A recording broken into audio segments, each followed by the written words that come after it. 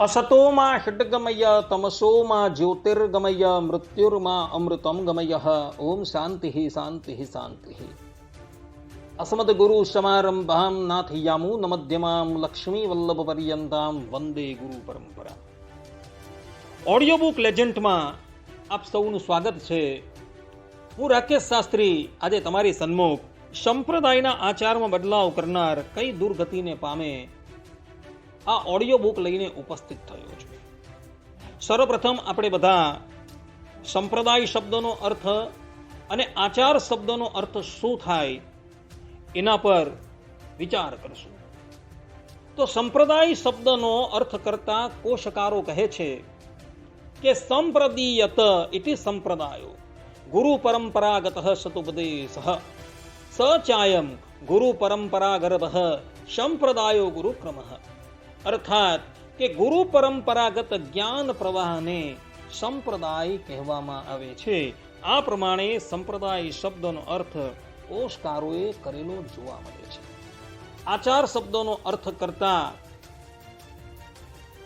વૈયાકરણીઓ કહે છે કે સંસ્કૃત વ્યાકરણમાં ચર ધાતુ આવેલો છે. એને આ ઉપસર્ગ અને ઘઈ પ્રત્યય લગાડવાથી આચાર શબ્દ નિષ્પન્ન થાય છે. એની વ્યુત્પત્તિ કરતા વૈયાકરણીઓ કહે છે કે યત આચર્યતે સહ આચાર, અર્થાત કે જે આચારવામાં આવે તેને આચાર કહેવામાં આવે છે. અર્થાત કે જેનું સતત પાલન કરવામાં આવે તેને આચાર કહેવામાં આવે છે. મહર્ષિ યાસ્ક નિરુક્તમાં આચારનું લક્ષણ કરતા કહે છે આચરણીયત્વેન આચાર્યતે ઇતિ આચાર. અર્થાત કે જે કરવાને યોગ્ય હોવાથી શાસ્ત્ર પ્રમાણે આચારવામાં આવે તે આચાર કહેવામાં આવે છે. આ પ્રમાણે નિરુક્તકારે આચાર શબ્દોનો અર્થ કરેલો જોવા મળે છે. આપણા ભૂતલની ઉપર અત્યારે વૈષ્ણવોના 6 સંપ્રદાય છે. એમાં પ્રથમ સંપ્રદાય છે સ્ત્રી સંપ્રદાય, દ્વિતીય સંપ્રદાય છે શનક સંપ્રદાય, તૃતીય સંપ્રદાય છે શત સંપ્રદાય, ચતુર્થ સંપ્રદાય છે રુદ્ર સંપ્રદાય, પંચમ સંપ્રદાય છે શ્રી સંપ્રદાય, જેઓ શ્રી રામને પરમ તત્વ તરીકે માને છે, અને છઠ્ઠો સંપ્રદાય છે ઉદ્ધવ સંપ્રદાય. અને તેના પ્રવર્તકો અનુક્રમે શેષા અવતાર રામાનુજાચાર્ય, સુદર્શન ચક્રનો અવતાર નિમ્બાર્કાચાર્ય, વાયુના અવતાર મધ્વાચાર્ય, અગ્નિ અવતાર શ્રી વલ્લભાચાર્ય, ભગવાન શ્રી રામના અંશા અવતાર રામાનંદ આચાર્ય, અને સાક્ષાત પરબ્રહ્મ પરમાત્મા શ્રીમન નારાયણના અવતાર એવા ભગવાન સ્વામિનારાયણ.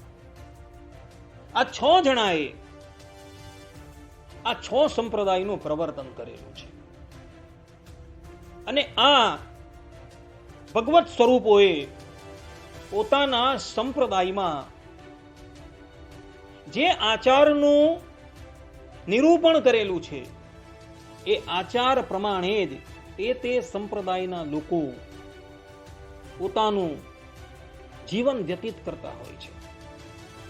ઉદ્ધવ સંપ્રદાય જેનું પ્રવર્તન ભગવાન સ્વામિનારાયણે કરેલું છે, અને એ ઉદ્ધવ સંપ્રદાયની આચાર સંહિતા ભગવાન સ્વામિનારાયણે શિક્ષાપત્રીમાં તથા સત્સંગી જીવનના 5મા પ્રકરણના 18મા અધ્યાયમાં નક્કી કરેલી છે. એ શિક્ષાપત્રીમાં પ્રાતઃકાલે ઊભા થઈને શયન પર્યંત ગ્રહસ્થ હોય કે ત્યાગાશ્રમી હોય એ લોકોએ કઈ કઈ ક્રિયાઓ કરવી એ બધી જ વાતનું નિરૂપણ એમાં કરવામાં આવ્યું છે. પરંતુ આજકાલ કોઈ એક અસત પુરુષ પ્રગટ થયા છે, અને એ અસત પુરુષોએ આ સ્વામિનારાયણ સંપ્રદાયની જે આચાર સંહિતા છે એના પર કુઠારા ઘાટ કરેલો છે. એ લોકોને ઉર્ધ્વપુંડ ત્રિલક અને એની વચ્ચે જે ગોળ ચાંદલો આવે એ માફક ન આવે, અને એણે એના સ્થાન પર ઓમનું તિલક જે છે એ મૂકી દીધું છે. આ ઉપરાંત એ અસત વ્યક્તિએ સ્વામિનારાયણ સંપ્રદાયમાં લગભગ 2 શતાબ્દીથી જે આરતી ગાવામાં આવે છે એમાં પણ બદલાવો કરી દીધો છે. આ ઉપરાંત 2 શતાબ્દી ઉપરાંત જે રામકૃષ્ણ ગોવિંદની ધૂન ગાવામાં આવે છે એમાં પણ બદલાવો કરી દીધો છે, તથા અષ્ટકની અંદર પણ બદલાવો કરી દીધો છે. આ પ્રમાણે કરી જે ભગવાન સ્વામિનારાયણના સમયથી જે આચાર ચાલ્યો આવતો હતો એના પર સીધો જ એણે કુઠારા ઘાટ કરેલો છે. પરંતુ એ અસત પુરુષને ખબર નથી કે આ પ્રમાણે સંપ્રદાયની જે આચાર પદ્ધતિ છે એના પર કુઠારા ઘાટ કરવાથી આપણે આપણા વિનાશને નોતરીએ છીએ. અને આ વાત હું નથી કહેતો, આ વાત આપ્તજનોએ કહેલી છે. એ આપ્તજનોએ જે વાત કહેલી છે એના પ્રમાણ હું તમારી સન્મુખ ઉપસ્થિત કરું છું. જે પ્રમાણોનું શ્રવણ કરવાથી તમને ખ્યાલ આવશે કે જે લોકો એ અસત પુરુષોના કહ્યા પ્રમાણે આચરણ કરે છે એ અસત પુરુષ પોતે તો દુર્ગતિ પામવાના જ છે, પરંતુ સાથે સાથે એ બીજા બધાને પણ દુર્ગતિ પમાડતા જવાના છે. એ પ્રમાણો હું તમારી સન્મુખ રજૂ કરું છું. બધા જ શ્રોતાગણો ધ્યાનપૂર્વક એને શ્રવણ કરે. જેમ કે સ્કંદ પુરાણ વૈષ્ણવ ખંડમાં કાર્તિક સ્વામી સાવરણી મનુને કહે છે, સંપ્રદાય વિહીનાસ્તે મંત્રાસ્તે નિષ્ફલાઃ સ્મૃતાઃ ક્રિયાશ્ચ વિફલા પ્રોક્તા નરકાયૈવ કેવલમ. અર્થાત કે સંપ્રદાય વિના કરાયેલા મંત્રો નિષ્ફળ કહેવાય છે અને એવી ક્રિયાઓ માત્ર નરક પ્રાપ્તિ માટે જ કારણ બને છે. સંપ્રદાયથી વિરુદ્ધ જે પણ કંઈક આચાર કરવામાં આવે, મંત્રનો જાપ કરવામાં આવે, એ મંત્રનો જાપ, એ આચાર સંપૂર્ણપણે નિષ્ફળ થાય છે અને એવા મનુષ્ય ઘોર નરકને પામે છે. કામિકા આગમની અંદર ભગવાન શંકર કહે છે કે આગમોક્ત વિધિમ ત્યક્ત્વા યહ કુર્યાત પૂજનમ નરઃ ન તસ્ય દેવતા તુષ્ટા નરકમ સ ગમિષ્યતિ. અર્થાત કે આગમમાં જણાવેલી વિધિ છોડીને જે મનુષ્ય પોતાની મનમાની રીતે પૂજા કરે છે, આચરણ કરે છે, તેની ઉપર દેવતા પ્રસન્ન થતા નથી અને એવો પુરુષ નરકને પામે છે. પ્રાચીન રીતભાતથી જે વ્યક્તિ યુક્ત હોય એ જ વ્યક્તિ પરમાત્માને પ્રસન્ન કરી શકે છે. પરંતુ જે લોકો એ પ્રાચીન પરંપરાથી વિરુદ્ધ થઈને મનમાની રીતે જે પણ કંઈક રીતભાત પ્રમાણે પોતાનું જીવન વ્યતીત કરે છે એ બધા જ લોકો ઘોર નરકને પામે છે એવું ભગવાન શંકર કહી રહ્યા છે. પદ્મ પુરાણ ઉત્તરખંડમાં મહર્ષિ પુલસ્ત ગંગાપુત્ર ભીષ્મને કહે છે કે આચારમ સંપ્રદાયમ ચ યો જહાતિ સ્વકલ્પિતમ સ પાષંડીતિ વિજ્ઞેયઃ સ યાતિ નરકમ ધ્રુવમ. અર્થાત કે જે પોતાના મનથી કલ્પિત રીત અપનાવીને આચાર અને સંપ્રદાયનો ત્યાગ કરે છે એ પાખંડી કહેવાય છે અને નિશ્ચિતપણે નરકને પામે છે. એ જ પ્રમાણે સુપ્રભેદ આગમની અંદર સ્પષ્ટ રૂપે કહેલું છે કે દેવાજ્ઞા લંઘયિત્વા યહ સ્વેચ્છાચારમાચરેત સ દેવા અપરાધી જ્ઞેયો દુઃખ યોનિ અજાયતે.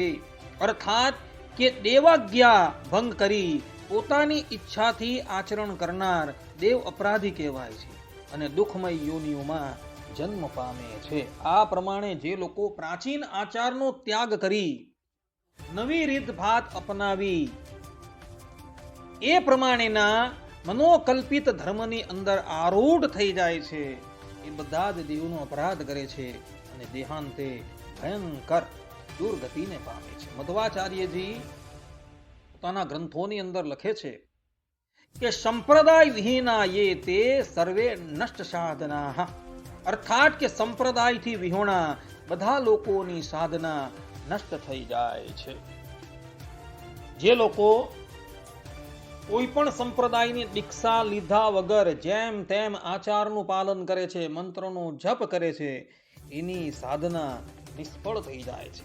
રામાનુજાચાર્યજી શ્રી ભાષ્યની અંદર કહે છે કે શાસ્ત્ર સંમત સંપ્રદાય એવ ધર્મસ્ય મૂલમ, અર્થાત કે શાસ્ત્ર સંમત સંપ્રદાય જ ધર્મનું મૂળ છે. ધર્મનું મૂળ કયું?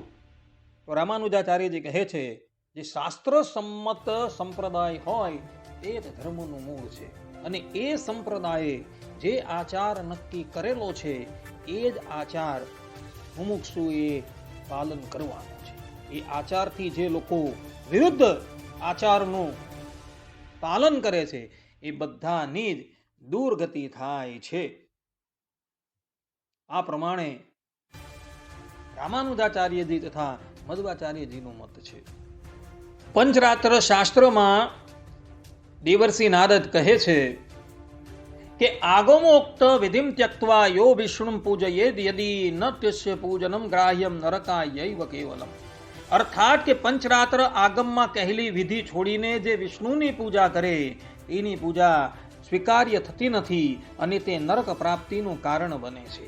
સ્વેચ્છાચાર પ્રવૃત્તાનામ ન સિદ્ધિર ન ચ મોક્ષતા તે ભ્રમંતી ભવારણાવે પતંતી નરકેષુ ચ, અર્થાત કે સ્વ ઈચ્છાથી આચરણ કરનારાને ન તો સિદ્ધિ મળે છે ન મોક્ષ, તે સંસાર સાગરમાં ભટકે છે અને નરકમાં પડી જાય છે. આ પ્રમાણે દેવર્ષિ નારદ અહીં પંચરાત્ર શાસ્ત્રની અંદર સ્પષ્ટ રૂપે કહેલું છે કે જે પણ કોઈક વ્યક્તિ પંચરાત્ર શાસ્ત્રમાં કહેલી રીતિ અનુસાર વિષ્ણુ ભગવાનની પૂજા કરતો નથી અને મનમાની રીતે ભગવાનની પૂજા કરે છે તેની પૂજા ભગવાન ક્યારેય પણ સ્વીકાર કરતા નથી. સ્વામિનારાયણ સંપ્રદાયની સેવા રીતિ વલ્લભ સંપ્રદાય અનુસાર છે અને વલ્લભ સંપ્રદાયની સેવા રીતિ પાંચરાત્ર શાસ્ત્રની શાંડિલ્ય સંહિતા અનુસાર છે. એટલે સ્વામિનારાયણ સંપ્રદાયની પણ સેવા રીતિ પાંચરાત્ર શાસ્ત્રો પ્રમાણે જ છે. તો જે લોકો એ પાંચરાત્ર શાસ્ત્રમાં કહેલી રીતિને એક બાજુ મૂકી મનમાની રીતે ઠાકોરજીની સેવા કરે છે એની સેવા ઠાકોરજી ક્યારેય પણ સ્વીકારતા નથી અને મનમાની રીતે મનોકલ્પિત આચરણ કરે છે. પ્રાચીન રીતભાતનો ત્યાગ કરી પોતાના મનમાં જેવા આચારની કલ્પના કરી હોય એ પ્રમાણે એ લોકો આચાર અપનાવતા હોય છે. એ બધા જ દેહાંતે ઘોર નરકની અંદર જાય છે. એવા વ્યક્તિને ક્યારેય પણ સિદ્ધિ મળતી નથી અને એવો વ્યક્તિ સંસારની અંદર હંમેશા ભટકતો જ રહે છે એવું દેવર્ષિ નારદ અહીં કહી રહ્યા છે. પદ્મપુરાણ ઉત્તરખંડમાં ભગવાન શંકર દેવી પાર્વતીને કહે છે કે અવૈષ્ણવો ગૃહ પ્રોક્તો મંત્રસ્તુ નિષ્ફલ સ્મૃત સંપ્રદાય વિહીનસ્ય સર્વમ કર્મ નિરર્થક, અર્થાત કે અવૈષ્ણવ ગુરુ પાસેથી મળેલો મંત્ર નિષ્ફળ કહેવાય છે. સંપ્રદાય વિહીન વ્યક્તિના બધા કર્મો નિષ્ફળ થાય છે. જે લોકો સંપ્રદાયમાં પણ છે અને સંપ્રદાયની રીત ભાતને એક બાજુ મૂકી મનોકલ્પિત રીત ભાતનું પ્રતિપાદન કરી એ પ્રમાણે પોતે ચાલે છે અને લોકોને એ પ્રમાણે ચલાવતા હોય છે, એ ગુરુ અને શિષ્ય છે બધા જ દુર્ગતિને પ્રાપ્ત થવાના છે. કારણ કે ભગવાન શ્રી કૃષ્ણ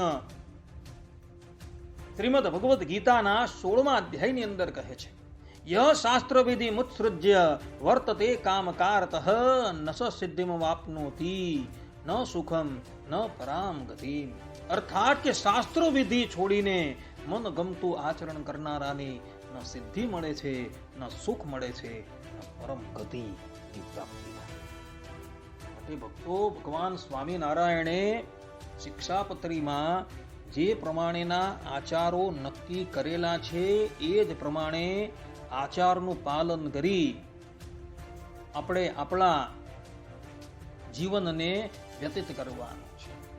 ભગવાન સ્વામિનારાયણે જે પ્રમાણે તિલક ચાલ્લો કરવાનું કહેલું છે તથા ભગવાન સ્વામિનારાયણના વખતથી જે આરતીઓ ગવાય છે, જે ધૂનો ગવાય છે, એમાં ક્યારેય પણ બદલાવ કરવાનો અધિકાર નથી. કારણ કે એમાં બદલાવ કરવાનો અધિકાર ભગવાન સ્વામિનારાયણે કોઈને આપેલો નથી. અત્યારના કેટલાક અસત લોકો એમાં બદલાવ કરતા જોવા મળે છે, પરંતુ એ અસતો કરતા પણ પહેલા કેટલાય સત્પુરુષો પ્રગટ થઈ ચૂકેલા છે, અને એ લોકોએ ક્યારેય આરતી છે, ધૂન છે, ભગવાનના મંત્રો છે, એમાં બદલાવ નથી કરેલો.